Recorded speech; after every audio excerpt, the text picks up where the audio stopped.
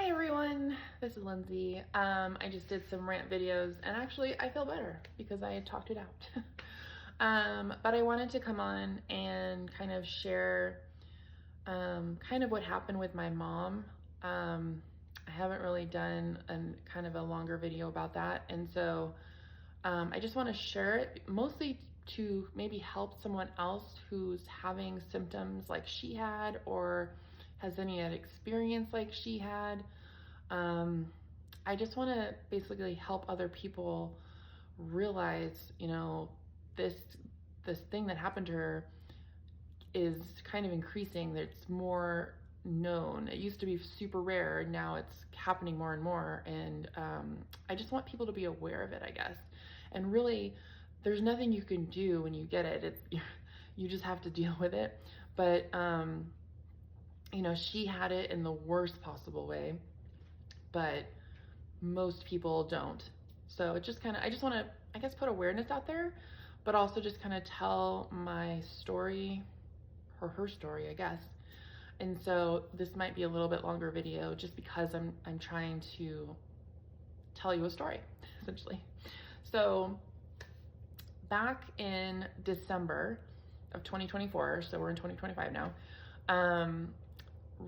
December 1st, she got COVID, and she had it really short, like 2 days maybe, like a fever for 2 days, and then that was it. And that was great because when I had it, like when COVID first started, I almost died. So I had it like horrible and she had it great. And so I was really excited because she had never had COVID before, and I was so afraid she was gonna get really bad, but didn't. Like 2 days of fever and that was it. And so I thought, okay, this is great, and she really didn't have any side effects from it, like long COVID symptoms like I have. And so she really, I thought, got away with a lot of stuff, And so about, well, maybe like 23 days later or so, she started having not the numbness, tingling and weakness. So at first she had tingling in her fingers and in her feet. And it was kind of a weird sensation for her. And I guess she had it for longer, and later she told me, she had it longer, but she told me on like kind of like the Friday before Christmas. But she was still upright, walking. She went and got her hair done that day. She was fine. It was just, she had some like tingling, pins and needles, but tingling in her hands and in her feet. And so the next day, Saturday, she started to have some weakness in her legs, and her calves, not fully her legs, but just some weakness, and a little bit in her hands. And she didn't really understand why that was happening, but it was just kind of progressing essentially. And then she kind of didn't say anything, just kind of went about her day. She was fine. Come to the Monday before Christmas, okay, I think that was like the 23rd. So that day she could barely walk. It had gotten, basically, the numbness, the tingling and the weakness went up her legs into her hips essentially, to a point where she could barely walk. I mean, barely. And part of that also is that Sunday, so the day before, she started getting numbness in her hands and in her feet and up her legs. And so she couldn't walk, she couldn't go to the bathroom. It was like she could barely do anything. And so that was the day that we took her to the hospital. And so we live in a single-story house. I was barely able to get her from her bedroom to my car, which was not a very far distance at all, but she just could not walk. She was walking with a cane, but could not walk. It was very difficult. So we went to the hospital. We went to St. Rose, which is here really locally, and that's what her insurance would accept. And so instead of like calling an ambulance, I just drove her to the hospital. I dropped her off. I put her in a wheelchair and I wheeled her in, and she got admitted, and I parked the car. Anyway, from that day on, she could not walk, and she never walked again, really, from that day on. So basically, I was so afraid that she would get this, and she did. So, they did a workup on her. They wasn't sure if she had a stroke or what was going on, and so they did all these tests and everything like that. She got admitted because she couldn't walk. She couldn't get out basically of the wheelchair, so she was in a bed at that point. And she was just admitted because they were not sure what was happening with her or anything like that. They did a lumbar puncture, and basically she had Guillain Barre Syndrome, or GBS. And so that's a neurological, I wouldn't say it was a disease, let's say syndrome. And it's something that you can get from having COVID, or, there's a lot of speculation that you can get it from the COVID vaccine. You can get it from, uncooked pork. You can get it from like a tick bite. I mean, there's all these like things that you possibly can get it from. Now, you hear on the radio or when you're in the grocery store when they're talking about the shingles vaccine. It's a possibility you can get it from that. It's like widening the things that you can get it from. So there's really you can't really tell where you get it from. It's just a very rare side effect, essentially. So the odds of getting it are still pretty low, but you can now get it from other things. So you just have to do your research before you get your vaccinations. That would be my advice. But I think she got it from COVID. I have worked in neurology for almost 9 years. So I did it in Oregon, and I've done it here in Nevada. And I'm very familiar with this syndrome because during COVID, there were people that had it because they had COVID. And so, that was just when she started having that numbness and tingling in her legs, and then into her, or her like shin, and then her legs. I was just like, oh God, I hope this doesn't turn into Guillain Barre syndrome, and it did. So she had that syndrome, and basically it's extremity weakness. So it starts in your feet, it goes up your legs, it goes into it went into her hips, it went up her body, it went into her arms, her shoulders, her hands, her fingers. She couldn't do anything. You're basically paralyzed. Everybody is different on how they get it. Most people get it just to their hips, and then they have to have physical therapy and infusions to try to walk again. This kind of syndrome, I guess, can paralyze you depending on how bad it gets. But with lots of physical therapy, you can learn how to walk again and be like you were before. It is doable. Most people who get it walk again, and they're fine. It takes a long time, but you get there. So anyway, she had it though, where it went all the way up her body, into her arms and everything like that. And so, it got pretty bad, and she actually had it the worst you can get it, which basically you get it in your lungs, where your lungs get too weak to basically breathe, so she had to be on a ventilator at a certain point, a couple times. And so that's like the most extreme that it gets, really, is when it gets to your lungs. Then you're kind of in trouble. She also got Bell's palsy on her face, and so her face kind of drooped, and like this part of her face, she couldn't feel it. And so they thought that's why part of the reason they thought she had a stroke, but she didn't have a stroke. So the Bell's palsy, again, is just like a drooping kind of, or like a sensation where she like is numb, and like she felt like she had the Novocaine that you get from the dentist, and you're kind of like, oh, that's how she felt like all the time. And that just goes away on its own. That's just not, there's really nothing you can do when you have Bell's palsy. So that was on her face. So she got that when she was at St. Rose.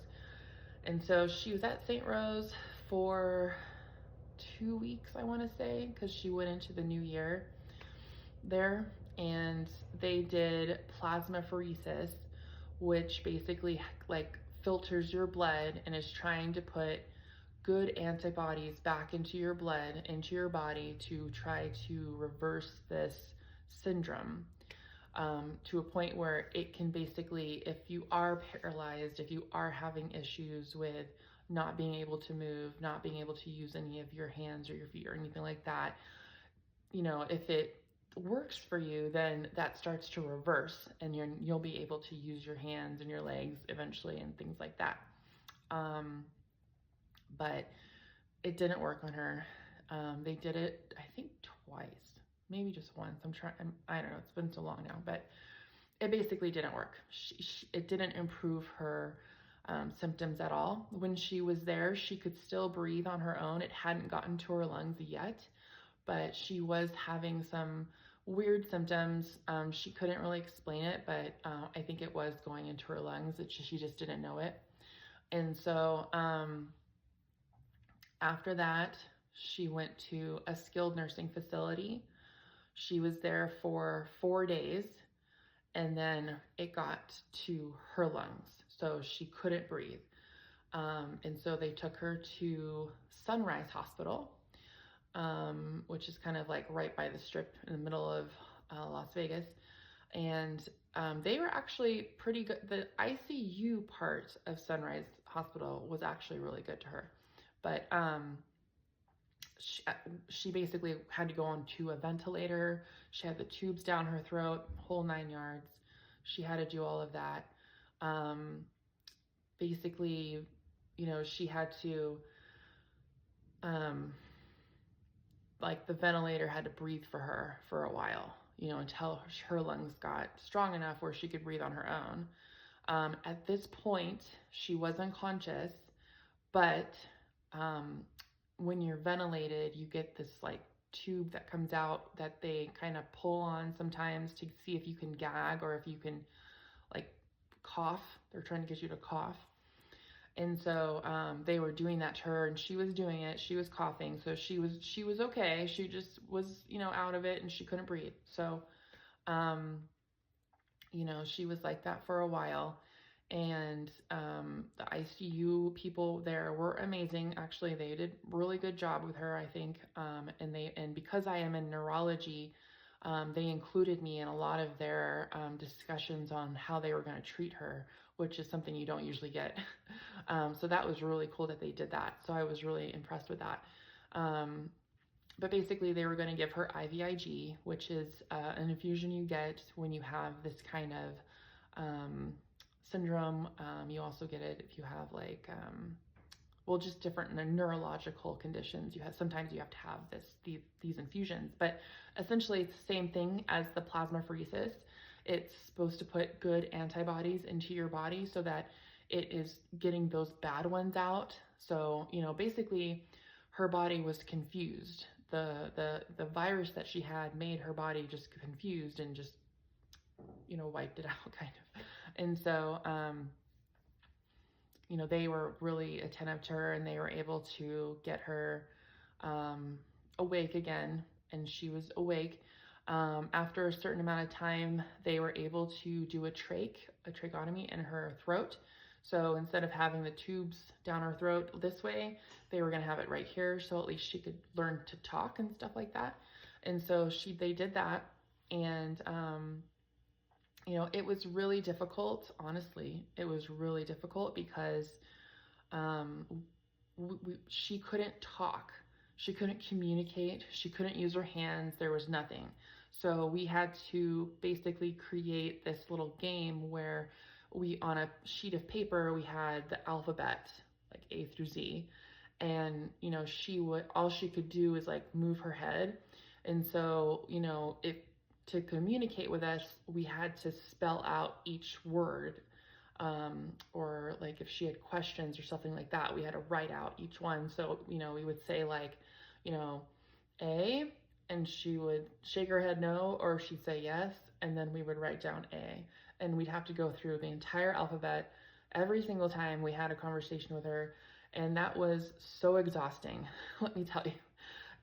And then she would get frustrated, and then I would get frustrated, and it just was a disaster. And so that part of time was really hard. I mean, I know my family, also had a lot of issues, but they just took it gracefully, and I just had a hard time with it.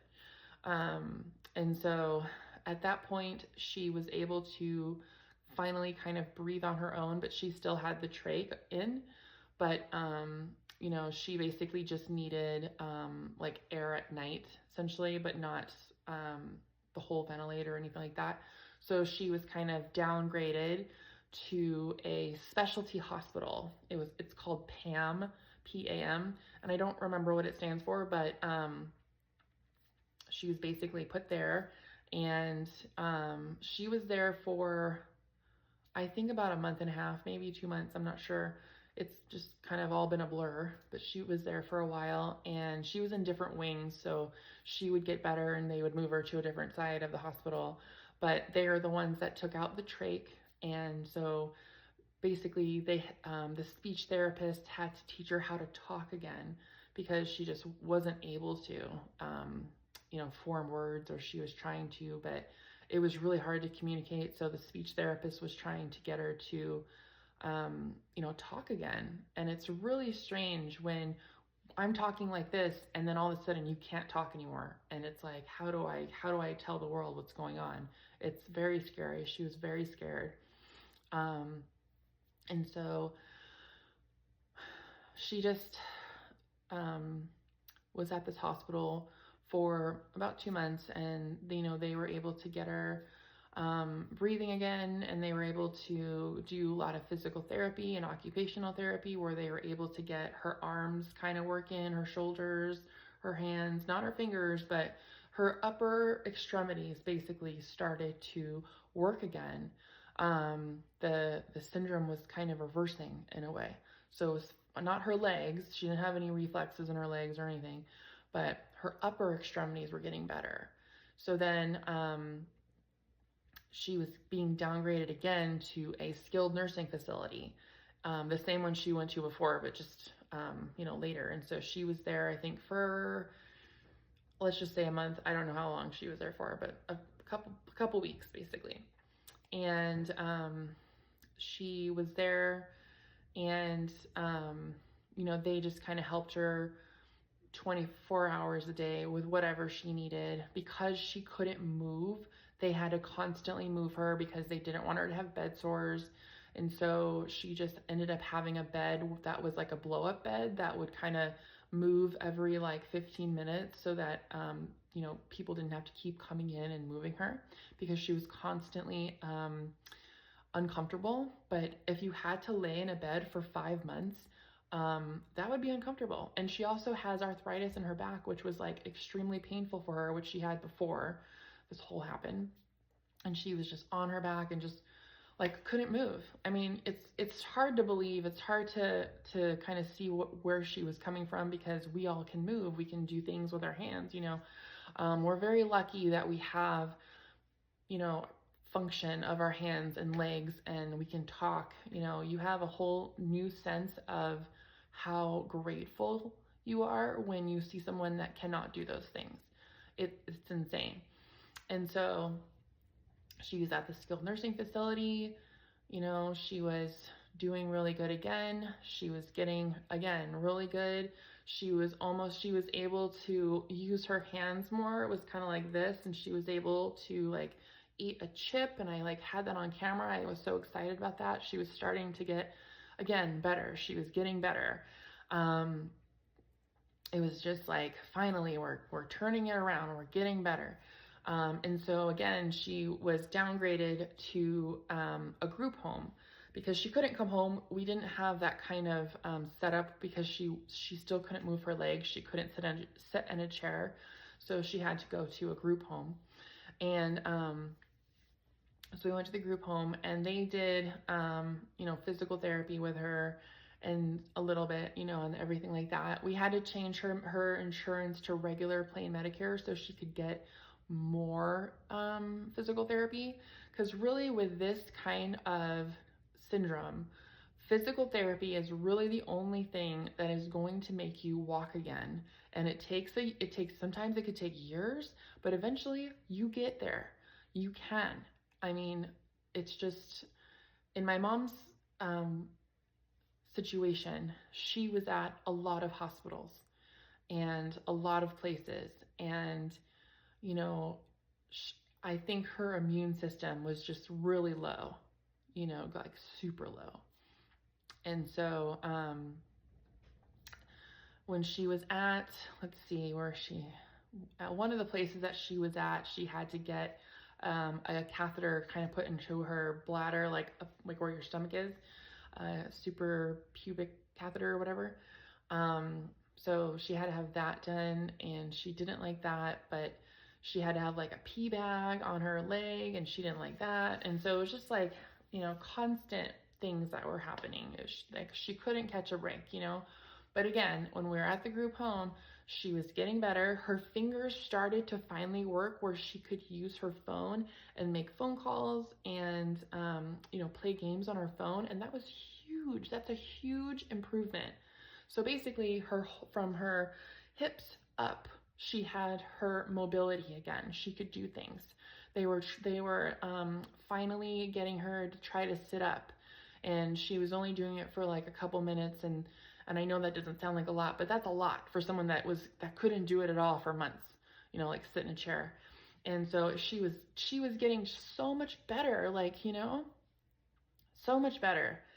And, you know, and the day that I last saw her, she was having some pain, some constipation. You know, that's just kind of what happens when you have pain medication. She was having pain medication for her back, and just some pain she was experiencing with this syndrome.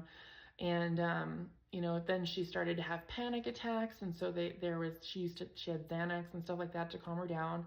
And you know, she was having a hard time with this syndrome. And of course, being on your back, not moving for 5 months, I don't know how she did it. She had some amazing strength, like just amazing strength, that she was able to hang on that long, you know? And again, she was getting better. You know, I was hoping that we could get her back home soon because she was improving so much that the syndrome was reversing. It was finally going down her legs. She was able to move her legs a little bit, not like walk or anything, but move them, which again, huge like leaps of greatness, you know. And she was just doing so well. And then, you know, May 1st, you know, I saw her and she was having some pain, but she was still talking like I'm talking to you. We were talking, and, you know, things were fine, you know. And less than 12 hours later, so May 2nd, she was in a coma. I don't know how she got in a coma. I have no idea. We have no idea how she goes from talking like this, awake, breathing, to being in a coma less than 12 hours later. So we're still trying to figure that out. I'm trying to get her chart notes from these places to see what's going on, because this is like, oh, what the heck? So the group home, you know, sent her to the hospital. They called the, you know, ambulance and everything like that. And I guess when the ambulance came to get her, she was just unresponsive. She was breathing, but just unresponsive. She wouldn't wake up. And so they gave her Narcan, which I don't know why. I'm still trying to figure that one out, to get her to wake up. And I guess she did for a few seconds. She opened her eyes and she was confused, and then she closed her eyes, and then she never opened them again. She was unresponsive that whole time. And so she went to the hospital, Spring Valley. They were actually a really good hospital. I was impressed with them. And, you know, they got her right into the emergency room. We're doing all these tests on her, trying to figure out what was going on. So I got to the hospital about 8:30 that morning, and they were just like, she's very sick. She is not waking up. I thought she was dehydrated because she just never asked for water. And I'm like, you need to, you know, drink water. And so she was very dehydrated, and I thought, okay, well, I know sometimes when you're dehydrated and severely, you can pass out. And so I thought, okay, maybe if they just get her enough fluids, you know, she'll be fine. She'll wake up and you know, whatever. But that was not the case. And so, you know, they were doing so many things to her, and I was trying to talk to her and see if she would, you know, wake up once she heard my voice. And there was no movement. There wasn't anything. They were doing blood tests on her. They were doing like a CT. They were trying to do as much as they could on her to find out what the heck was going on. You know, what I didn't know until recently when I read her chart notes, because the hospital, they like didn't tell me anything. They told me that basically that she was sleeping essentially, and that she's we're trying to figure out why. And I was like, okay, well, again, I thought maybe she was dehydrated and she'd wake up. And so I'm telling my family, like, okay, she went to the hospital, but she's fine. Like, they were telling, the hospital people were telling me, you know, that she's pretty much fine. We're just doing a bunch of tests, see what's going on. But then other doctors would come in and say she's very sick. There's like, it's not good. And I'm just like, I don't understand. Like, she was fine. She was getting better. Like, I don't understand why she's in the hospital unresponsive. And so she was not in any kind of sedation, and she was not waking up. And so they never told me this while I was in the hospital with her, but basically she had fallen into a coma, and like the worst kind, apparently. And she was just unresponsive to anything. And so, you know, she was not really responsive to pain. They were trying to like push on her chest, and when you do that, sometimes people wake up because they're like, you know, that's like what they do sometimes. And she didn't wake up during that. She basically didn't wake up with anything. They tried so many different things to wake her up, and nothing worked. And she just like never woke up.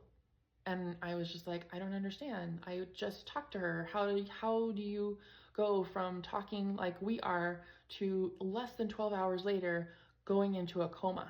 How does that happen? I don't know. Still figuring it out. Have no idea. So she, you know, apparently was having respiratory issues. She couldn't breathe all of a sudden.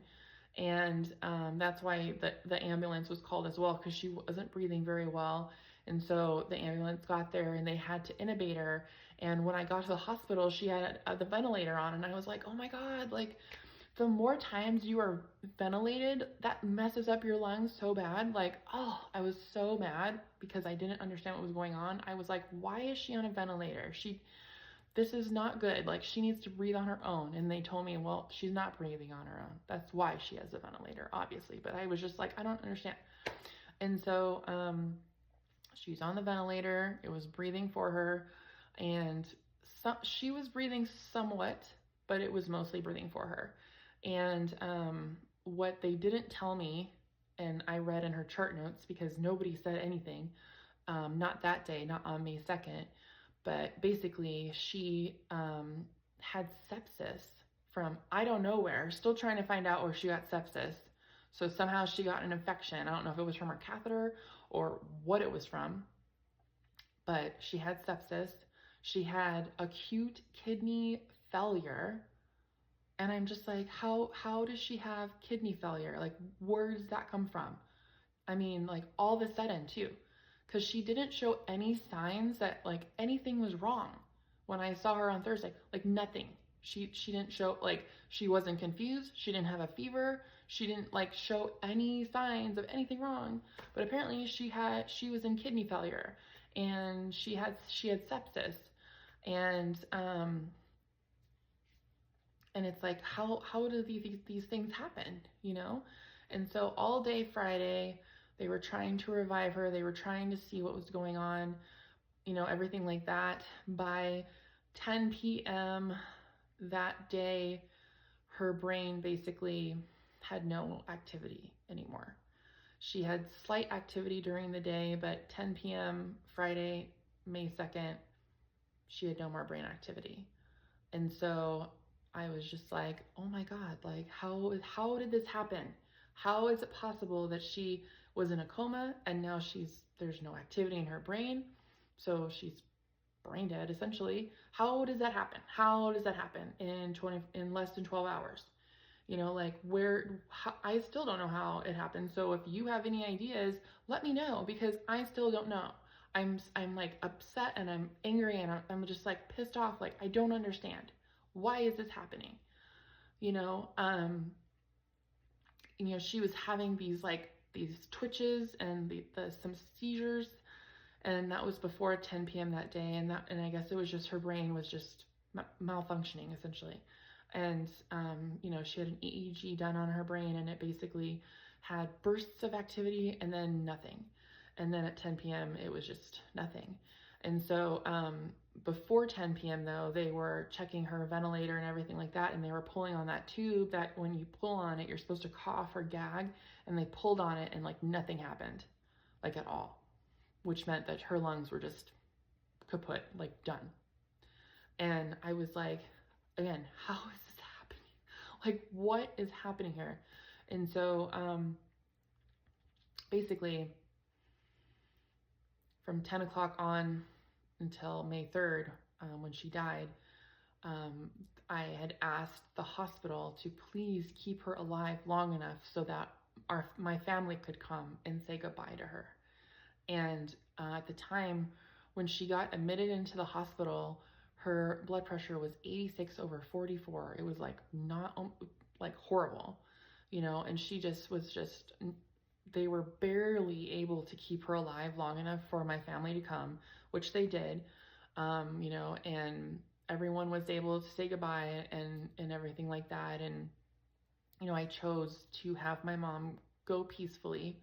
I didn't want her to have any more pain, but it sounds like she wasn't feeling any anyway, which was good. But, I just chose to have her to die, peacefully. And so, having still, it just blows my mind having to say goodbye to her, and watching her take her last breath, and just the whole thing is just like, what? How is this happening? Like, I still don't understand how you go from being fine to having kidney failure, and then the rest of her organs started to fail, and her blood got super acidic, and it was just like in like 24 hours. How does that happen that quick? I don't know, and I still don't understand things. I still don't know. I just don't understand. But so anyway, on May 3rd, around 1 o'clock, we had her, pass away. And it's still in my head. I'm just like, what? So it's just been a crazy ride, and the ending is just gonna stay with me forever. Of like, how do I talk to you and you're fine, and then you're not fine and you die? Like, I wish I would have said other things. I wish we would have talked about other things. Like, hindsight, obviously, you don't know this is going to happen. And so, I wish I would have just done more. I don't know. But anyway, that's her story. And that's something where she had it. But besides her dying, she had the worst Guillain Barre, which went into CDIP, which is like a chronic Guillain Barre, essentially. She had the worst of it, and getting it that bad is super rare. Again, it's more like you get these feelings, and then you have physical therapy, and then you're fine eventually. But she had it the worst, and she had like feeding tubes and just all this stuff. And still, I think with physical therapy, again, she was doing better. So I don't know, but just be aware of, what you're feeling inside. Get it checked out. Don't wait. And so, anyway, that is my mom's story, and how she died. And I'm still trying to figure it out. So if I figure out anything else from her chart notes, I'll make another video to, again, try to put it out there, and maybe I can help someone understand things better. I don't know. But anyway, that is her story. And stay tuned for more videos.